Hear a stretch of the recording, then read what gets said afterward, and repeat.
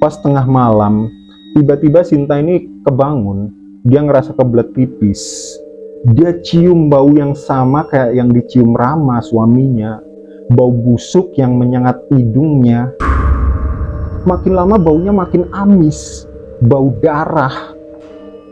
Matanya terbelalak setelah dia melihat ada pocong di depan mukanya.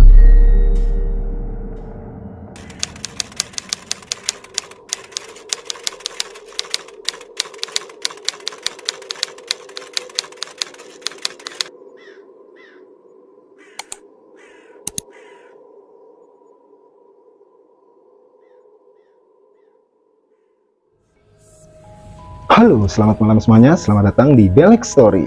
Selamat merayakan Hari Raya Idul Fitri 1444 Hijriah. Minal aizin wal faizin, mohon maaf lahir dan batin.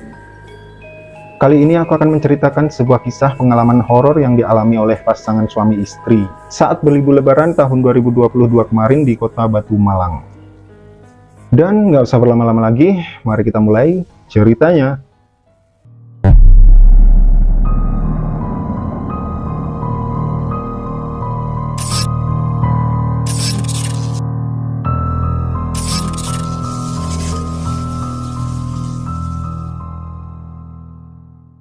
Kisah terjadi di tahun 2022 kemarin, tepatnya pas waktu lebaran.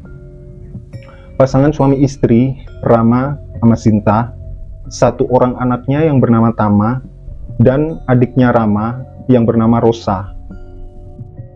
3 hari setelah berlebaran di kampungnya Rama, di kota Tulungagung, Jawa Timur, Rama sama Sinta berencana berlibur ke kota Batu Malang. Mereka dua memutuskan nginep di salah satu villa di kota Batu Malang. Yang kebetulan, villa yang di-booking jauh-jauh hari sama Sinta ini, villa milik sahabat Sinta. Mereka lebih memilih nginap di villa daripada di hotel. Karena mereka ini cari suasana yang rileks, santai, jauh dari keramaian, dan cari view pemandangan alam. Jadi waktu itu tepatnya hari Rabu, sekitar jam 3 sore, sampailah mereka di kota Batu Malang, dan mereka langsung datang ke tempat villa yang mereka pesan ini.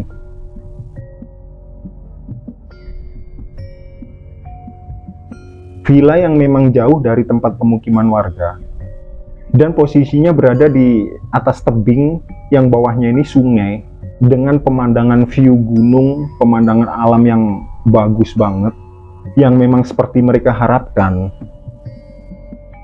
Begitu mereka tiba di villa, mereka lihat ini villanya memang halaman depannya ini luas banget.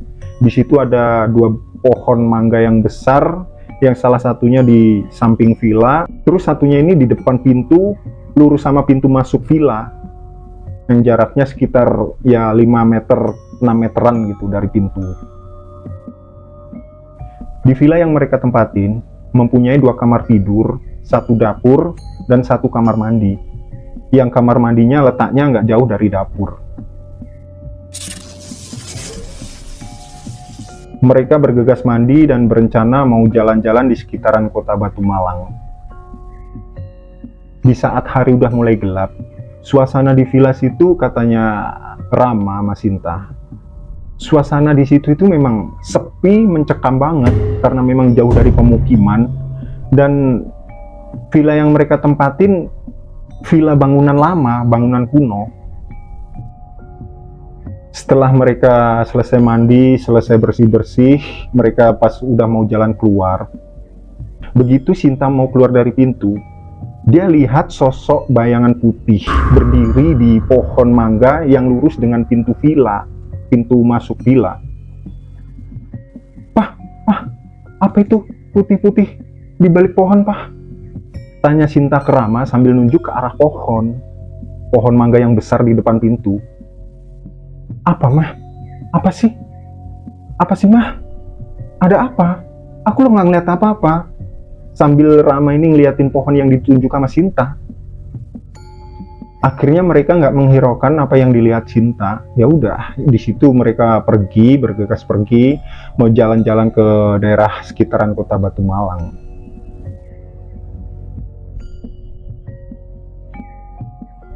Akhirnya mereka sampai di villa, balik ke villa setelah mereka ini jalan-jalan di sekitaran kota Batu Malang setelah agak lama. Setelah sampai di villa, akhirnya mereka membersihkan diri, mau istirahat, tidur karena udah capek perjalanan. Karena keesokan harinya mereka juga mau ngerencanain ke tempat wisata di daerah sekitaran Batu Malang. Pas Rama ini mau mandi, begitu masuk ke kamar mandi, dia nyium bau busuk, bau bangke, bau yang menyengat hidungnya Rama. Dia celingak-celinguk, dia cari-cari itu asal bau busuk yang menyengat hidungnya, mulai dari kamar mandi, di dapur, di sekitaran dapur situ. Tapi si Rama nggak nemuin apa-apa di situ. Dia balik ke kamar, nanya sama istrinya Sinta, yang memang kebetulan Sinta ini udah mandi sebelum Rama. "Mah, kamu cium bau bangke nggak tadi pas mandi?" "Loh, enggak itu, Pak. Emangnya di mana baunya?" Jawab Sinta. "Di kamar mandi, Mah. Masa tadi kamu pas mandi nggak cium? Busuk banget lo baunya, Mah." "Enggak, Pak. Aku lo nggak nyium apa-apa tadi." Setelah itu Rama balik ke kamar mandi. Dan setelah Rama ini balik ke kamar mandi untuk kedua kalinya, dia udah nggak nyium bau busuk yang tadi diciumnya itu. Rama ini berasa jadi aneh, bertanya-tanya, "Loh, tadi tuh baunya tajam banget kecium, sekarang kok tiba-tiba udah nggak ada, udah hilang itu bau." Nggak masuk akal banget gitu loh. Akhirnya Rama nggak menghiraukan lagi apa yang dipikirannya soal bau tadi. Dan di saat selesai mandi, begitu Rama ini mau keluar dari kamar mandi, dia ngeliat bayangan putih di dapur, berdiri di depan kulkas. Rama langsung kaget. Dia nyalain lampu dapur yang memang saklarnya ini berdekatan sama saklar kamar mandi. Saat lampu itu nyala, dia udah nggak lihat itu bayangan putih yang berdiri di depan kulkas di dapur. Habis itu Rama masuk kamar. Dia ceritain soal bayangan putih yang dia lihatnya di dapur itu ke Sinta. Mah, aku tadi lihat bayangan putih di dapur, di depan kulkas dia berdiri gitu." "Nah, bener kan, Pak? Aku tadi juga lihat bayangan putih di balik pohon yang aku ceritain ke kamu tadi, Pak. Bayangan itu sosoknya mirip pocong, Pak." "Iya bener loh, Mah. Aku tadi lihat itu samar-samar. Memang bentuknya itu kayak mirip pocong, Mah," balas Rama. "Alah, ya udahlah, Pak. Biarin aja. Kita tidur aja, istirahat. Yang penting kita nggak ganggu, Pak. Kita yang di sini nggak ngapa-ngapain. Nggak ada niatan buruk." Akhirnya mereka abaikan itu kejadian-kejadian yang mereka lihat, karena pada dasarnya mereka berdua ini bukan seorang penakut dengan hal-hal begituan. Sebelum mereka beristirahat, sebelum mereka tidur, mereka berdua ke kamar tengah ngelihat kondisi anaknya sama adiknya Rama, si Rosa. Dan setelahnya mereka pun tidur malam itu.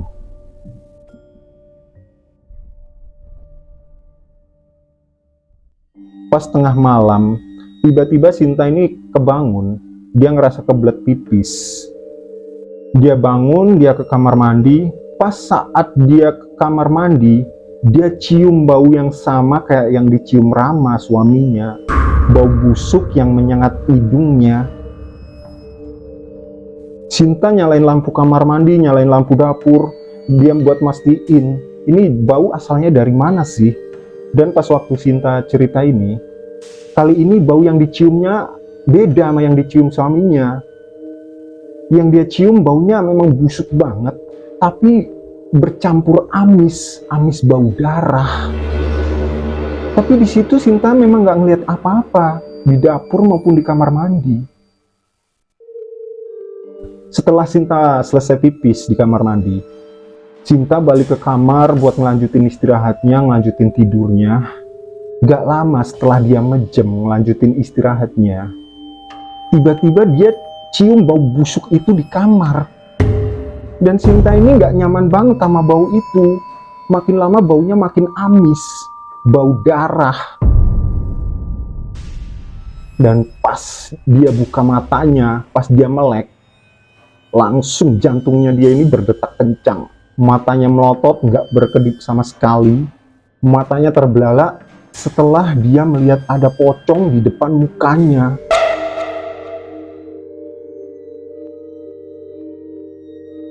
Kalian tahu nggak? Jadi mukanya pocong itu yang hitam legam, hancur, penuh dengan belatung, baunya yang busuk menyengat, bau anyir darah. Mukanya pocong itu berhadap-hadapan dengan mukanya Sinta. Nggak bisa bayangin aku kalau jadi Sinta. Pingsan paling aku udah. Di situ Sinta nggak bisa apa-apa. Badannya nggak bisa digerakin. Dia nggak bisa ngomong, nggak bisa teriak. Badannya gemeteran, jantungnya yang berdetak kencang banget jantungnya itu. Pas Sinta lihat pocong itu di mukanya sambil geleng-gelengkan kepalanya begini. Jadi di sini Sinta ini nggak bisa ngapa-ngapain. Bisa dibilang Sinta ini lagi ketindian gitu nah. Tapi untungnya Sinta ini masih bisa baca Al-Fatihah, bisa baca ayat kursi di dalam hatinya. Dan setelah selesai dia baca ayat kursi di dalam hatinya, tiba-tiba pocong itu lenyap, hilang. Yang tadinya ada di mukanya Sinta, itu langsung lenyap. Dan bau busuk itu hilang. Sinta tetap dalam keadaan terbelalak matanya, masih bengong, jantungnya masih berdetak kenceng banget.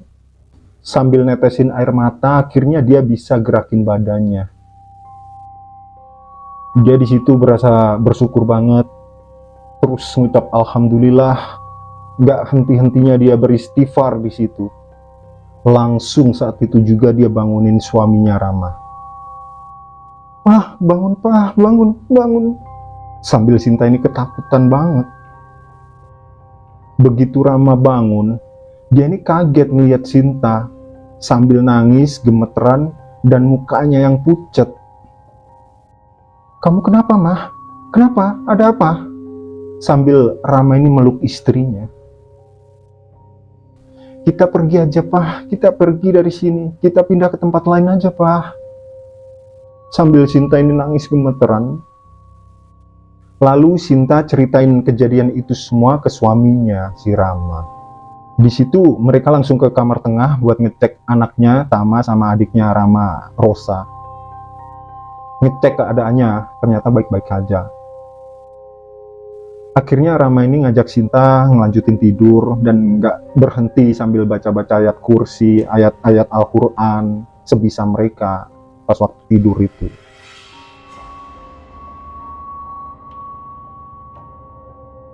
Singkat cerita, setelah subuh, akhirnya mereka bergegas buat pergi dari villa situ. Dan Rama sama Sinta mutusin buat nginep di hotel di daerah sekitaran kota Batu Malang. Karena memang Sinta ini udah trauma dengan kejadian yang dialaminya di villa. Di situ akhirnya mereka menikmati liburan dan saat itu udah nggak terjadi apa-apa lagi sama keluarga mereka. Nggak pernah terjadi hal-hal buruk, hal-hal yang menakutkan lagi selama mereka liburan.